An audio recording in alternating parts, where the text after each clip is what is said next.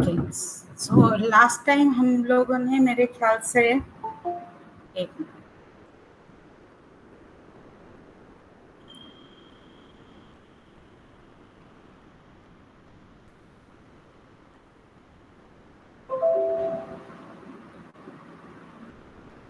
Last time हम लोग ने मेरे ख्याल से ये थ्योरम तक कर लिया था। स्क्रीन पे देखिए, यहाँ तक किया था। इसके आगे किया था या नहीं किया था? यहीं तक स्टॉप किया था। यस मैम, यहीं तक किया। Okay, so let's start with, थोड़ा सा रिवाइज कर लेते हैं हम लोग जरा सा, कि जैसे आपको कोई रिलेशन दिया है ये, तो इसमें आप देख लीजिए कितने नंबर्स हैं।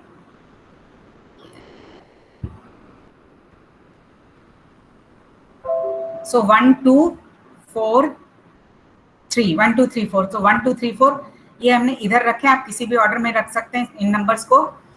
और फिर जिन जिन के बीच में हमारा रिलेशन है, लाइक 1 से 2, सो 1 से 2 एक हमने एरो कर दिया, 1 से 2 तक, 2 से 1 सो 2 से 1, 2 से 4 सो 2 से 4, इस तरह से हम एरो करके एक डायरेक्टेड ग्राफ बना लेंगे जिसको हम डाइग्राफ कहते हैं।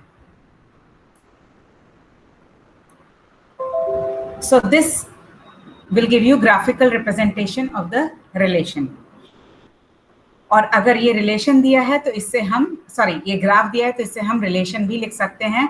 जैसे यहाँ से देखिए 1 से 2, सॉरी यहाँ ये देख लेते हैं, 1 से 3 तक एरो जा रहा है, माने ऑर्डर्ड पेयर 1, 3 आपके रिलेशन को बिलोंग करेगा। अब 3 से 1 को एरो नहीं है, इसलिए 3, 1 बिलोंग नहीं करेगा। इसी तरह से ये देखिए 4 से 1 को एक और एरो जा रहा है, इसका माने 4, 1 आपके रिलेशन को बिलोंग करेगा, बाकी नहीं। अब इस ग्राफ में आप देखिए कोई भी लूप नहीं है, माने 1 से 1 पे, 2 से 2 पे, तो यहाँ पे 1 1 2 2 3 3 4 4 कुछ नहीं होंगे, जैसा कि आप देख सकते हैं। So this is how given a relation you can draw the digraph, that is the directed graph. और अगर आपको डायरेक्टेड ग्राफ दिया गया है तो उसकी मदद से आप रिलेशन भी लिख सकते हैं। फिर दूसरा था हमारा matrix representation of the relation.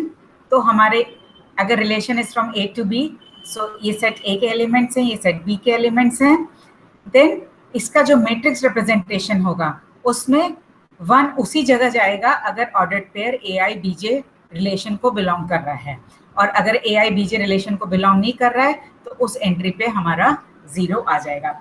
A I B J means matrix में एम आई जे एंट्री पे 1 आएगा अगर A I B J belong कर रहा है, और अगर A I B J belong नहीं कर रहा है तो एम आई जे एंट्री पे ये 0 आ जाएगा। सो ये जो मैट्रिक्स रिप्रेजेंटेशन है ये रिलेशन का, this is a binary matrix जिसमें खाली आपकी एंट्रीज 0 और 1 ही रहेंगी।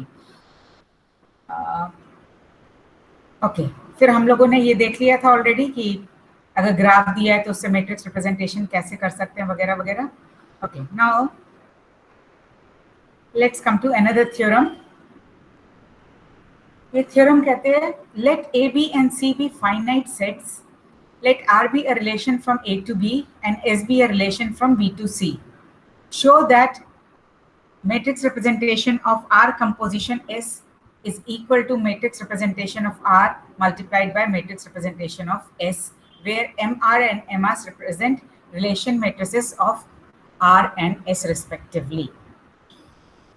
चलिए देखते हैं इसका प्रूफ।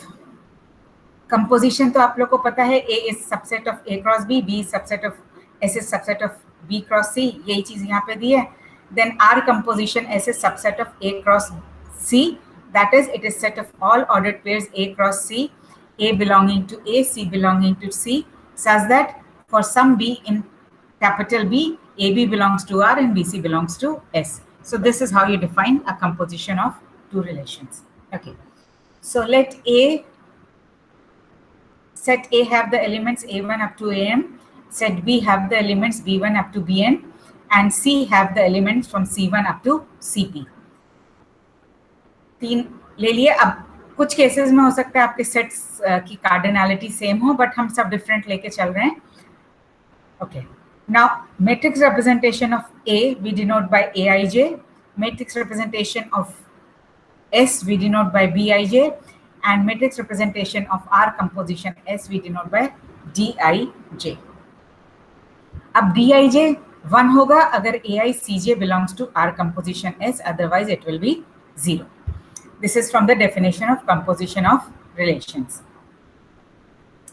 अगर ए आई जे बिलोंग करता है इस कंपोजिशन को, इसका मतलब क्या है, एक बी के एलिमेंट सेट बी को बिलोंग करेगा such that A I B K belongs to R and B K comma C J belongs to S, that is this will hold. और ये क्यों होगा, ये देखिए, ये यहाँ पे कंपोजिशन अगर ये इसको बिलोंग कर रहा है सो इसका माने एक बी बी को बिलोंग करेगा such that this belongs to R and this belongs to S. The same thing here, यहाँ पे हमने एक बी के ले लिया है बी को बिलोंग करते हुए, this belonging to set B such that this belongs to R and this belongs to S. अब ओके,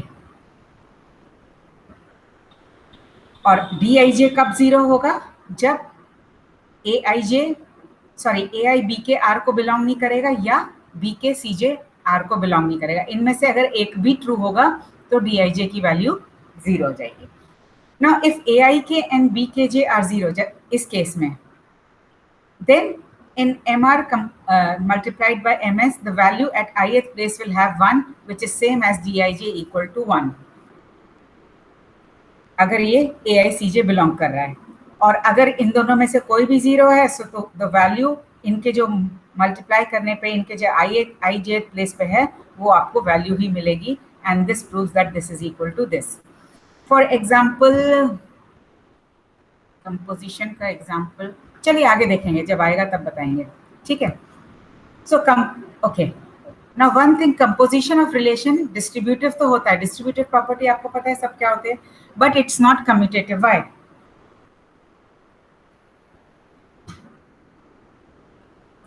डिस्ट्रीब्यूटिव भी होता है, एसोसिएटिव भी होता है, और भी कुछ कुछ प्रॉपर्टीज होल्ड करती हैं, but why is it not commutative?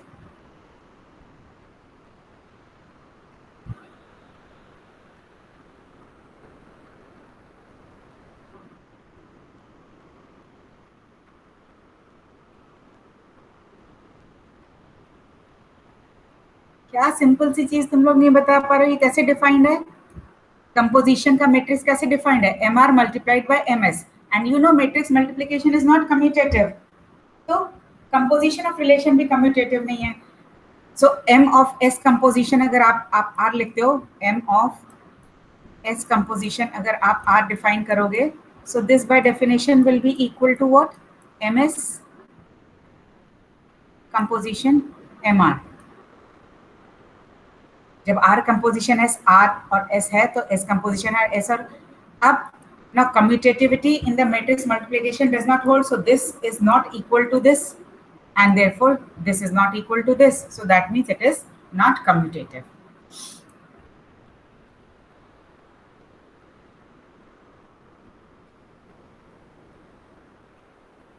Okay. अब देखिए, अभी तक हमने बात करी थी कि हमने अगर रिलेशन दिया है तो वो रिफ्लेक्सिव होगा या नहीं, सिमेट्रिक होगा या नहीं, ट्रांजिटिव होगा नहीं, वगैरह देखा। अब मान लीजिए अगर हमारा रिलेशन रिफ्लेक्सिव नहीं है तो हम उसको रिफ्लेक्सिव कैसे बना सकते हैं? सिमेट्रिक नहीं है तो हम उसको सिमेट्रिक कैसे बना सकते हैं? ट्रांजिटिव नहीं है तो हम उसको ट्रांजिटिव कैसे बना सकते हैं? So that is what comes in closure of relation. Okay. A relation R may or may not be reflexive, symmetric, or transitive, but by adding some pairs, we can have the desired property. The smallest such relation on A is called closure of R with respect to that property. Okay. So इसमें ये कहा जा रहा है कि अगर कोई relation इनमें से कोई प्रॉपर्टी सेटिस्फाई नहीं कर रहा है तो कुछ ऑर्डर्ड पेयर्स हम जोड़ के उसमें, अगर जैसे अगर R रिलेशन है, अगर हम दूसरे रिलेशन को R बार से रिप्रेजेंट करते हैं तो आर बार में अगर हम कुछ पेयर्स जोड़ दें तो हो सकता है ये जो प्रॉपर्टी इनमें से जो सेटिस्फाई नहीं हो रही है वो हो जाएगी। अब वो कैसे कर सकते हैं वो हम लोग आगे देखते हैं। Now closure of relations using composition. Now reflexive closure. अब रिफ्लेक्सिव रिलेशन कब होता है? जब उसमें इस तरह के पेयर्स मौजूद हों हर एलिमेंट ऑफ सेट ए के लिए। तो अगर हमें इसका क्लोजर निकालना है तो हम क्या करेंगे, जो हमारा रिफ्लेक्सिव क्लोजर निकालना है, अगर हम इसीलिए देखिए यहाँ पे सुपरस्क्रिप्ट हमने आर लिख दी है, तो हमारा जो ओरिजिनल रिलेशन है वो ले लेंगे और उसका यूनियन हम आइडेंटिटी रिलेशन से ले लेंगे। आइडेंटिटी रिलेशन कैसे डिफाइन करते हैं? Set of all x comma x such that x belongs to A। तो अगर हम इसका यूनियन इससे ले लेंगे तो जब आप दो सेट्स का यूनियन लेते हो तो जो कॉमन एलिमेंट्स होते हैं वो आप हटा देते हो, मतलब कॉमन एलिमेंट को आप एक ही बार कंसीडर करते हो, बार बार कंसीडर नहीं करते हो। सो इसमें से जितने भी इस टाइप के ऑर्डर्ड पेयर्स इसमें मिसिंग होंगे वो इसके साथ यूनियन लेने पे आ जाएंगे, तो हमारा रिजल्टेंट जो रिलेशन हो जाएगा वो रिफ्लेक्सिव हो जाएगा। इसी तरह सिमेट्रिक क्लोजर निकालना है तो आप क्या करेंगे? आर का यूनियन ले लेंगे आर इनवर्स के साथ। क्यों? क्योंकि अगर आर में अगर ऑर्डर्ड पेयर एक्स वाई है तो आर इनवर्स में ऑर्डर्ड पेयर हो जाएगा Y comma X, and that is what you required for symmetric. So इसीलिए आर के साथ आर इनवर्स का हम यूनियन ले लेंगे। Third is transitive closure. अगर cardinality of set A is n, तब आपको क्या r to the power n तक ये कंप्यूट करना पड़ेगा मैट्रिक्स इसका, या सॉरी कंपोजिशन से कर रहे हैं तो इसका वो r to the power n compute करना पड़ेगा, इन सब का यूनियन लेना पड़ेगा, and that will give you transitive closure. अब मान लो जब आप ये r square r3 r4, suppose cardinality of a is suppose 5, अगर आपने कंप्यूट किया और आपका सपोज a क्यूब आ गया, sorry r cube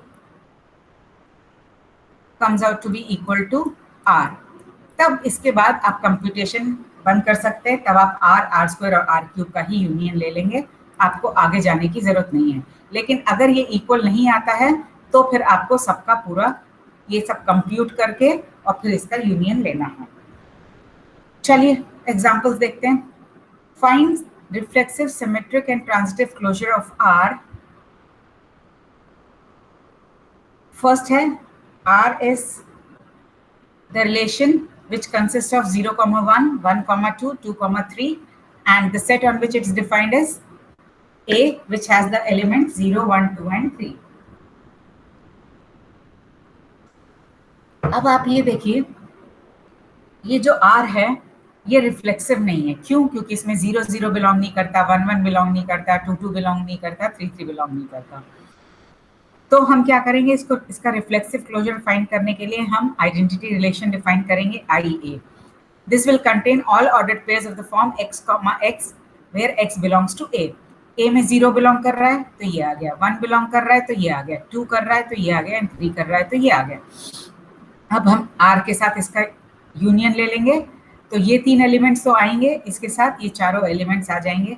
now this relation r to the power r जो हम जिससे रिप्रेजेंट कर रहे हैं, this becomes a reflexive relation. So this is called as reflexive closure of r, and you can verify this is the smallest relation which is reflexive which contains r। सो वही चीज हमारा डेफिनेशन में थी, तो ये चीज हो गई। अब जैसे अगर हम इसमें कह दें, suppose if I add one more element, say if I add say 2,1 और इस पूरे रिलेशन को करें तो ये रिलेशन भी हमारा रिफ्लेक्सिव रिलेशन होगा जो कि R को कंटेन करेगा, but this will not be the smallest one, क्योंकि स्मॉलेस्ट वन तो हमारा ये वाला हो जाएगा। तो इसीलिए we consider the smallest relation जो कि रिफ्लेक्सिव भी हो और जो ओरिजिनल रिलेशन को कंटेन कर रहा हो। चलिए सिमेट्रिक क्लोजर के लिए क्या करेंगे हम? R ये दिया है, R इनवर्स हमने निकाल लिया, and then we take the union of these two. So आप चेक कर सकते हैं ये रिलेशन सिमेट्रिक होगा। Again this will be the smallest relation which contains R and which is symmetric. ये दोनों तो छोटे छोटे थे, अब ट्रांजिटिव क्लोजर में थोड़ा काम करना पड़ता है। Now this is R composition R composition R means एक ये R आपका हो गया, एक बार आप और R लिख लीजिए। So let me write R as the same relation, बस खाली कंप्यूटेशन के लिए आसानी होगी इसलिए हम 2 बार लिख रहे हैं, 1, 2 एंड 2, 3।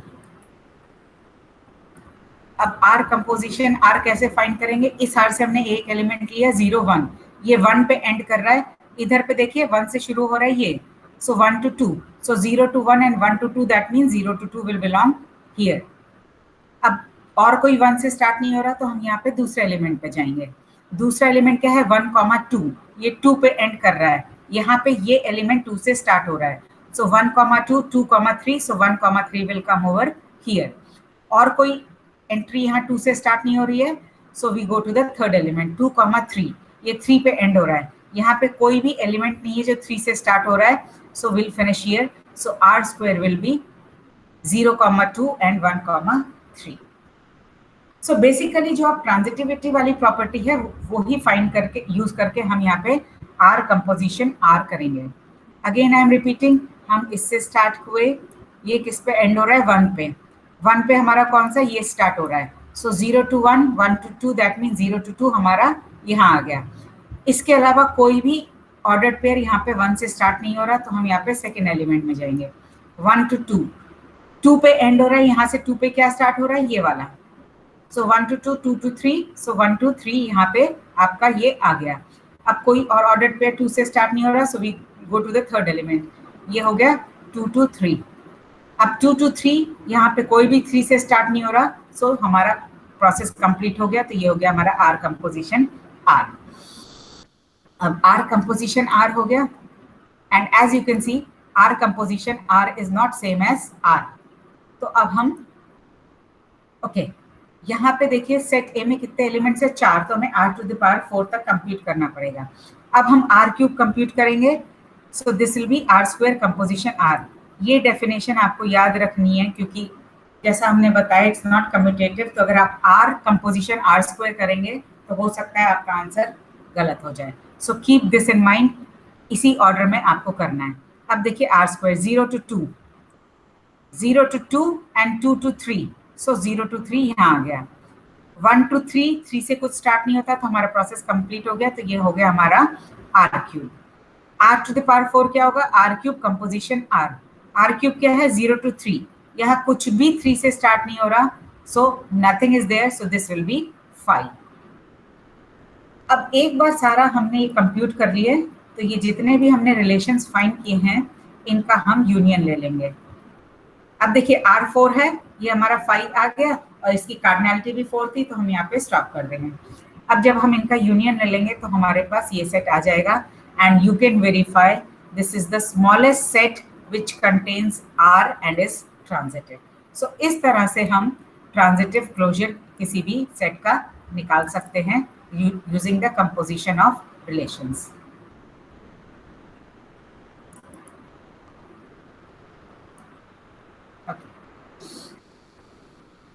एक बार आप देख लीजिए, कुछ क्वेश्चन है तो पूछ लीजिए, हम तो आगे चलते हैं.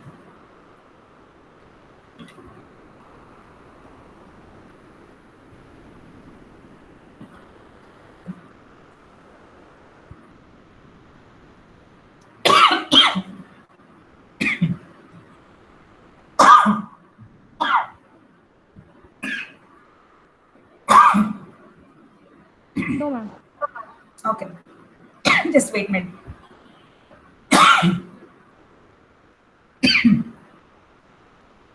चलिए, ये जो सेट आपको ये दिख रहा है रिलेशन आर और सेट ए, इसका रिफ्लेक्सिव और सिमेट्रिक क्लोजर निकालिए ट्रांजिटिव के लिए. Will work out.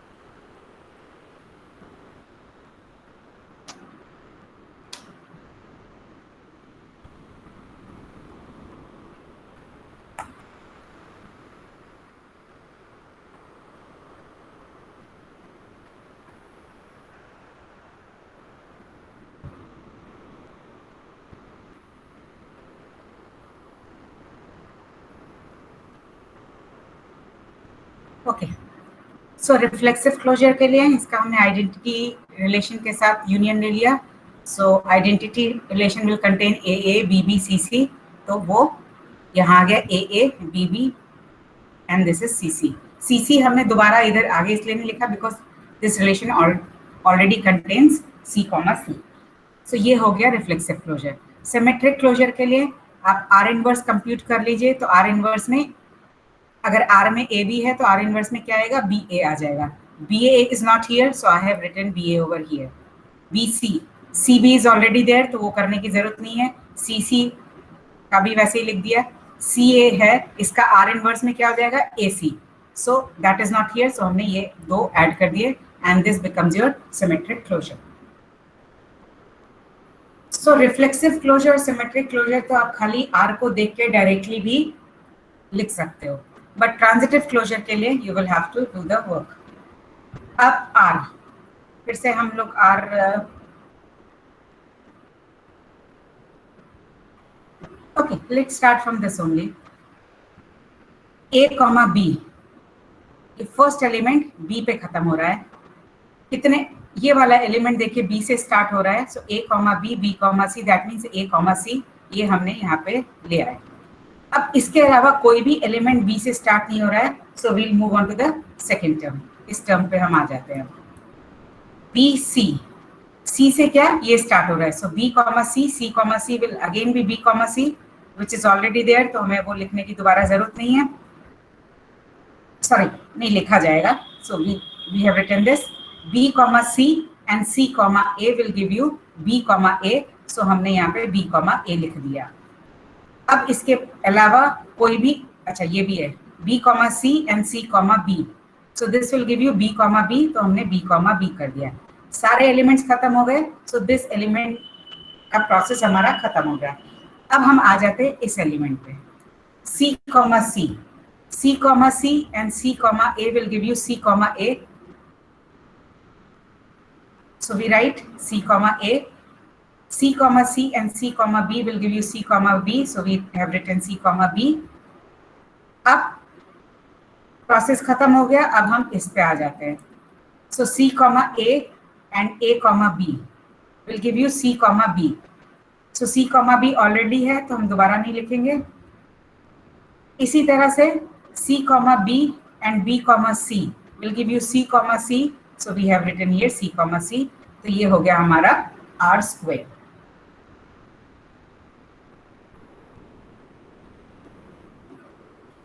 अब देखिए इधर जो हमने R square कंप्यूट किया था, इसमें एलिमेंट्स R से कम हो गए थे. R में यहाँ 3 एलिमेंट्स है, यहाँ 2 हो गए थे. इस केस में आप देखिए यहाँ R में 1 2 3 4 5 एलिमेंट है और यहाँ R square में 7 एलिमेंट हो गए. सो इस तरह से you can not before hand predict कि आर स्क्वायर में एलिमेंट्स कम होंगे या ज्यादा होंगे. कम भी हो सकते हैं, ज्यादा भी हो सकते हैं. Just you have to be careful in your calculations. इसी तरह जब आप आर क्यूब कंप्यूट करेंगे तो ये आ जाएगा. अब यहाँ पे सेट में 3 ही एलिमेंट्स हैं, तो हम आर क्यूब पे स्टॉप कर देंगे. Now we take the union of R square and R cube, और वो हमारा ये आ जाता है. And this is the smallest transitive closure containing R.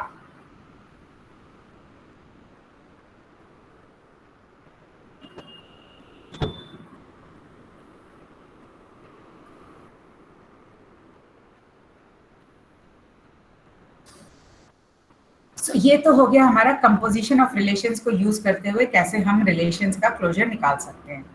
अब सेम चीज हम मैट्रिक्स को यूज करके भी कर सकते हैं, क्योंकि हमने 2 रिप्रेजेंटेशंस देखे हैं रिलेशन के. एक graphical representation that was related to composition and another was matrix representation.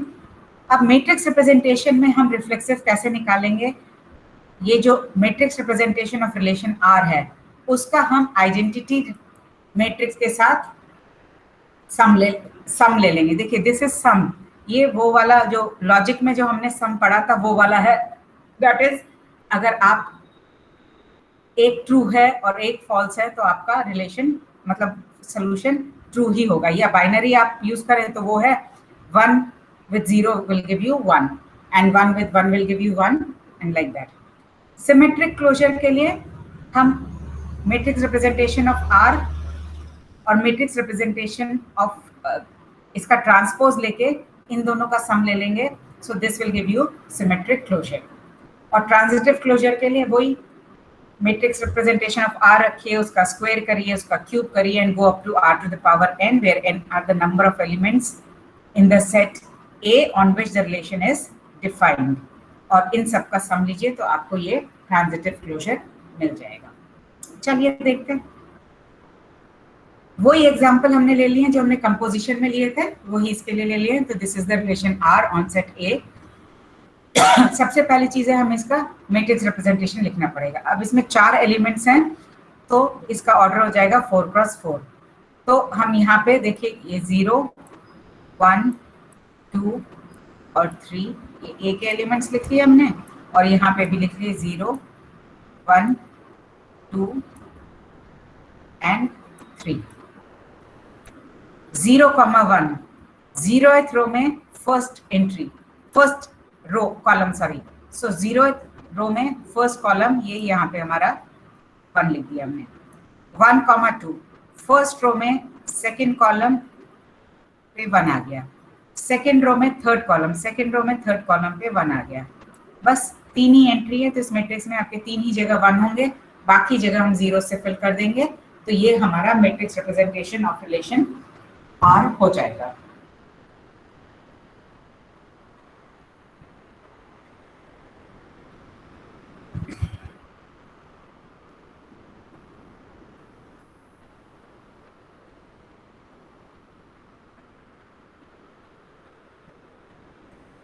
Okay, now reflexive closure के लिए हम इस मैट्रिक्स का सम ले लेते हैं आइडेंटिटी मैट्रिक्स से। तो यहाँ देखिए इस रिलेशन में डायगोनल एंट्री पे कहीं पे भी 1 नहीं है, तो और आइडेंटिटी में सब जगह पे 1 है, तो हम यहाँ पे सब जगह पे 1 रख देते हैं एंड देन ये 3 जो 1s हैं ओरिजिनल मैट्रिक्स में वो रख दिया। अब इसको रखने के बाद अब हम इसको इस फॉर्म में रख लेंगे। 0th रो 0 कॉलम पे 1 है तो 0 0 आ गया, 0th रो फर्स्ट कॉलम पे 1 है तो 0,1 आ गया, फर्स्ट रो में फर्स्ट कॉलम में 1 है तो 1,1 आ गया, फर्स्ट रो में सेकंड कॉलम पे 1 है तो 1,2 आ गया, थर्ड रो में सेकंड कॉलम पे 1 है तो 2 3 आ गया, सेकंड रो में थर्ड कॉलम पे 1 है तो 3 सॉरी ये मिस कर गए, ये 2 2 आ जाएगा and same way it will be 3 3।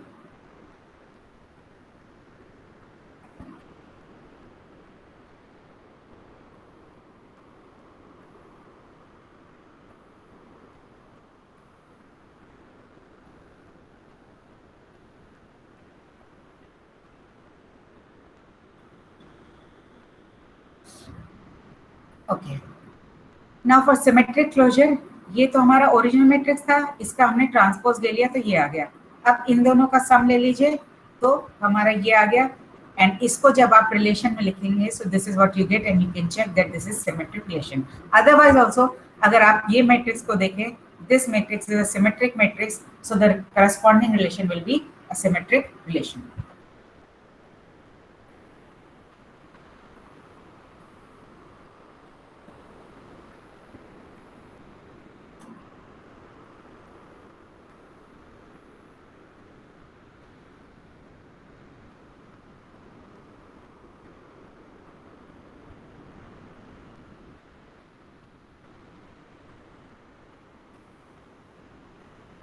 Okay, अब आ जाते हैं हम ट्रांजिटिव क्लोजर पे। सो हमारा ओरिजिनल मैट्रिक्स तो ये है, इसी को अब हमने 2 बार मल्टीप्लाई किया, मल्टीप्लिकेशन में भी हम बाइनरी मैथमेटिक्स ही यूज करेंगे। सो अब इस अब देखिए इनमें तो इसका फर्स्ट का आप फर्स्ट के साथ करोगे तो 0 आ गया, फर्स्ट का सेकंड के साथ करोगे तो भी 0 आ गया, जब फर्स्ट का आप थर्ड के साथ करोगे तो देखिए 1 × 1 विल गिव यू 1, जो हमने यहाँ लिख दिया है। इसी तरह से आप ये पूरा मैट्रिक्स को मल्टीप्लाई करके देखेंगे तो आपका ये आ जाएगा।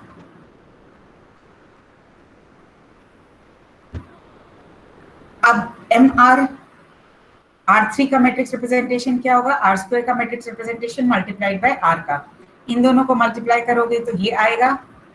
Now you have 4 elements here, तो आपको 4 तक जाना पड़ेगा and this will give you 4, जो कि पूरा ही आपका 0 दे रहा है। अब इनका सबका आप सम ले लेंगे, तो जहां जहां किसी इनमें से किसी में भी कहीं पे भी 1 है वो आप यहाँ पे रख देंगे and when you complete this will give you transitive closure.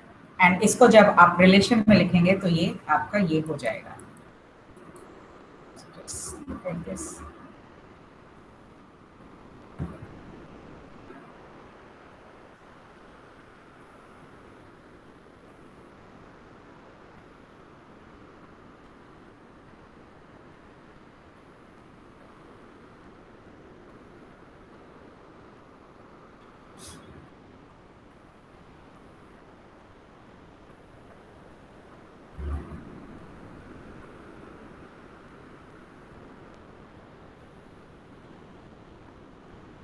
Okay, next is again जो हम लोग ने कंपोजिशन में लिया था वही एग्जांपल ले लिया है। सेट एबीसी ये रिलेशन है, इसका ये मैट्रिक्स रिप्रेजेंटेशन हो गया। इसका आपने सम लिया आइडेंटिटी के साथ, तो ये आ गया आपका। And when you right in terms of relations, तो ये रिलेशन आप देखेंगे सिमेट्रिक है। और जैसा हमने आपको पहले भी बताया था, अगर आप मैट्रिक्स में देखते हैं प्रिंसिपल डायगोनल पे सारी एंट्रीज 1 है, that means the relation is reflexive. तो ये हमने रिफ्लेक्सिव कर लिया। इसी तरह इस सेट और इसका ट्रांसपोज का जब हम सम लेंगे, so will get this. And as you can see this resultant matrix is a symmetric matrix. So जो करस्पॉन्डिंग इसका रिलेशन आप लिखेंगे ये भी एक symmetric, the relation R will be symmetric. अब ट्रांजिटिव के लिए फिर वही स्क्वायर वगैरह करके आप कर लेंगे, तो this will be the transitive closure. तो एक बार आप ये देख लीजिए।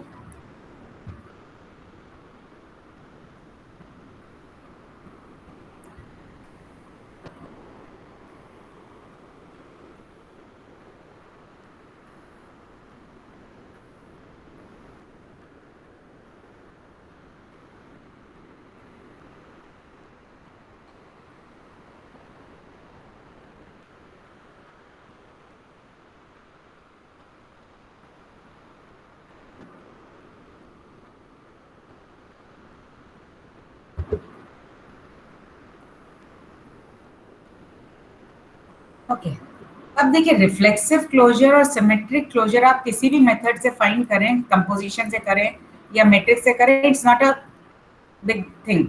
बट ये ट्रांजिटिव क्लोजर फाइंड करने में जो मेथड्स हम लोग ने अभी तक देखे हैं, it's quite tedious, specially when ये जो आपका एलिमेंट, ये जो सेट है, इसमें अगर आपके एलिमेंट्स ज्यादा हैं तो एक तो हायर ऑर्डर हो जाएगा और फिर उतना ही आपको आर की उतने ही पावर तक आपको ये कंप्यूट करना पड़ेगा। So this becomes quite tedious.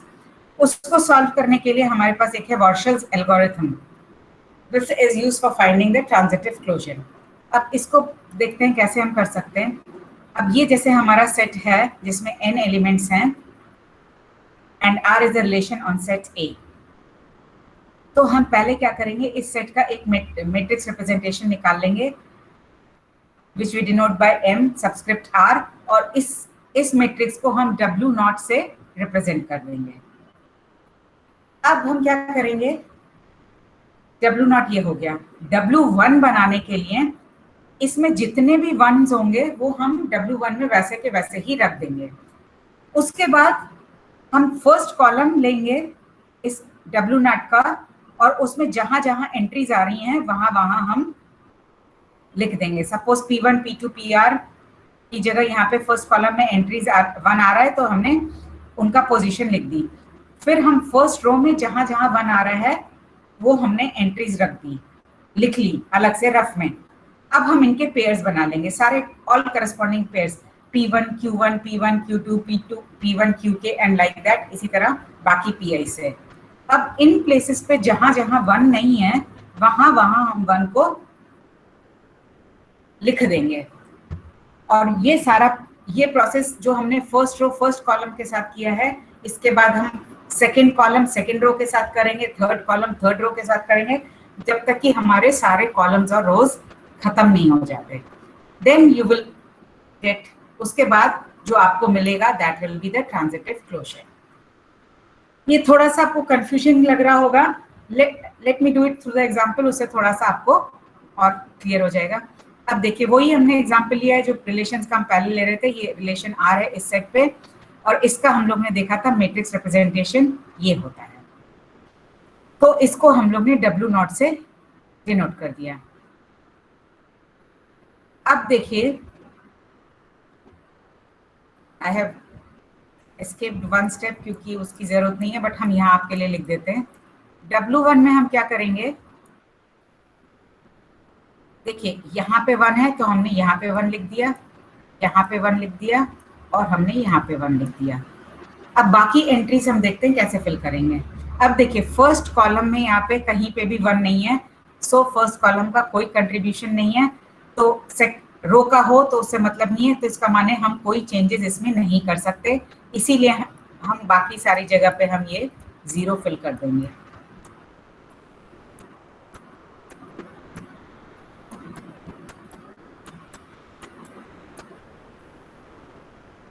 सो ये W नॉट हमारा W1 ही मैट्रिक्स रहा, इसमें कोई चेंज नहीं आया क्योंकि हमारा एक कॉलम पूरा का पूरा 0 था जिसमें कोई भी 1 एंट्री नहीं थी। अगर मान लीजिए कॉलम में 1 एंट्री होती, फर्स्ट रो में सारी 0 एंट्री होती, तभी भी यही केस होता। इसीलिए यहाँ पे हमने W1 एक्सप्लिसिटली नहीं लिखा है, no change therefore W1 is equal to W naught, तो इसीलिए हमने इसको अलग से नहीं लिखा। अब W2 पे आ जाते हैं, तो ये जो वंस हैं ये देखिए हमने ये 3 वंस ऐसे के ऐसे यहाँ पे कॉपी करके रख दिए। अब हम आ जाते हैं सेकंड कॉलम। सेकंड कॉलम में फर्स्ट प्लेस पे 1 है, तो सेकंड कॉलम में फर्स्ट प्लेस पे हमने 1 यहाँ पे लिख दिया। सेकंड रो में 0 1 2, थर्ड प्लेस पे 1 है तो हमने यहाँ पे थर्ड प्लेस पे 1 रख दिया। तो इनका जो ऑर्डर पेयर एक ही एक है, एक से ज्यादा है नहीं, तो एक ही ऑर्डर पेयर बनेगा, दैट इज 1, 3। देखिए this is column by row, तो 1, 3, 1 means second row at third place. यहाँ पे ऑलरेडी हमारा 1 है तो हमारा कुछ चेंज नहीं होगा।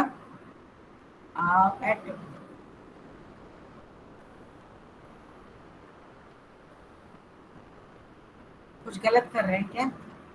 फर्स्ट कॉलम ये हो गया हमारा, फर्स्ट कॉलम में first entry, third column second column में सेकंड रो में थर्ड एंट्री, तो 1, 3। So first row and third, यहाँ पे तो ऑलरेडी 1 है, तो यहाँ पे 1 कैसे लिखती है? नहीं ठीक है, ओके फाइन सर। सो W13 प्लेस पे 1 आ जाएगा। W13 प्लेस क्या है? ये W11, W12, W13, तो इस प्लेस पे हमने यहाँ पे 1 रख दिया और ये 3 1s हमारे इधर से आए थे, सो ये हो गया हमारा W2। अब W2 W3 लाने के लिए जितने ये 4 1s हैं, इन 4 1 को ये देखिए, ये 1 2 3 4, ये 1s को हमने ऐसे ही कॉपी कर लिया। अब थर्ड कॉलम में फर्स्ट और सेकंड प्लेस पे 1 है तो हमने फर्स्ट और सेकंड प्लेस यहाँ रख ली। थर्ड रो में फोर्थ प्लेस पे 1 है तो हमने यहाँ पे 4 रख दिया। तो हमारे ऑर्डर्ड पेयर क्या बने? 1 4 एंड 2 4, माने W14 पे 1 होगा और W24 पे 1 होगा। W14 पे हमने यहाँ पे 1 रख दिया, W24 पे हमने यहाँ 1 रख दिया, सो ये हो गया हमारा W3। अब यहाँ पे देखिए W4 के लिए हमें फोर्थ कॉलम और फोर्थ रो लेना है। फोर्थ रो हमारी सारी 0 है, इसलिए कोई चेंज नहीं होगा, that means W4 is equal to W3। अब इस सेट में आप देखिए हमारे 4 एलिमेंट्स थे, तो हम W4 पे जाके स्टॉप कर देंगे और ये जो W4 आया है इससे हम ये रिलेशन लिख लेंगे and you can check this will be the transitive relation.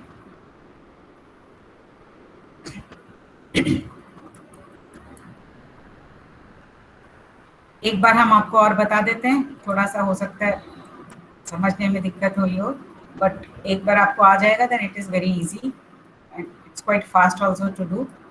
Okay, पहला हमने क्या किया, रिलेशन से हमने उसका मैट्रिक्स रिप्रेजेंटेशन निकाल लिया, उसके बाद उसको हमने W0 से डिनोट कर दिया। W1 में हम क्या करेंगे, ये जितने, ये जहां जहां पे W0 में 1 है वो हमने यहाँ पे 1 लिख दिए।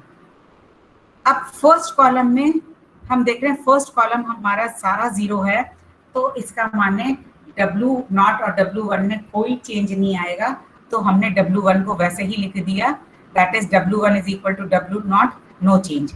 अब अगर मान लीजिए या फर्स्ट कॉलम में 1 होता लेकिन फर्स्ट रो पूरी 0 हो जाती तो भी नो चेंज होता, तो भी हमारा ये W1 ऐसे ही आता। माने एक पूरी रो और एक पूरा कॉलम जो हम कंसिडर कर रहे हैं ये फाइंड करने के लिए, वो अगर 0 है तो प्रीवियस वाला और जो करंट है ये दोनों मैट्रिक्स सेम हो जाएंगे। अब W2 फाइंड करने के लिए हम क्या करेंगे, इसमें W1 में जहां जहां 1 है वहां वहां 1 रख दिए हमने। उसके बाद हम W2 है इसलिए सेकेंड रो और सेकेंड कॉलम कंसिडर करेंगे। सेकेंड कॉलम में फर्स्ट एंट्री पे 1 है तो हमने यहाँ पे 1 रख दिया। सेकेंड रो में थर्ड एंट्री पे 1 है तो यहाँ पे हमने 3 रख दिया।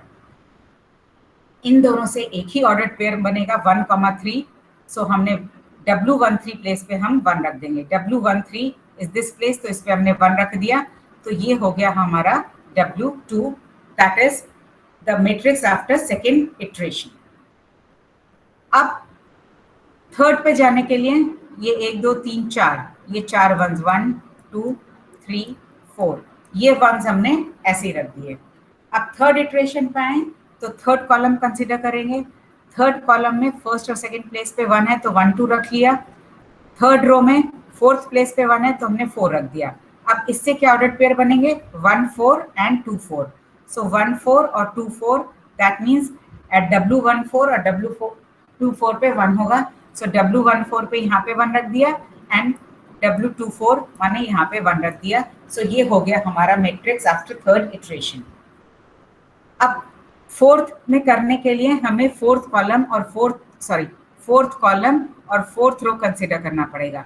फोर्थ रो एंटायरली 0 है, so no change, that is W4 is equal to W3।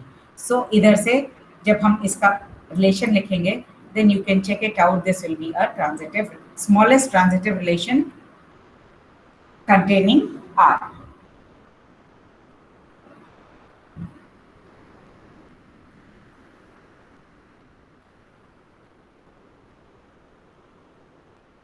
ठीक है, आप लोग ये वाला ट्राई कर लीजिएगा, अगर नहीं आएगा so we will discuss it in the next class. ये क्वेश्चन आपके पास ऑलरेडी है।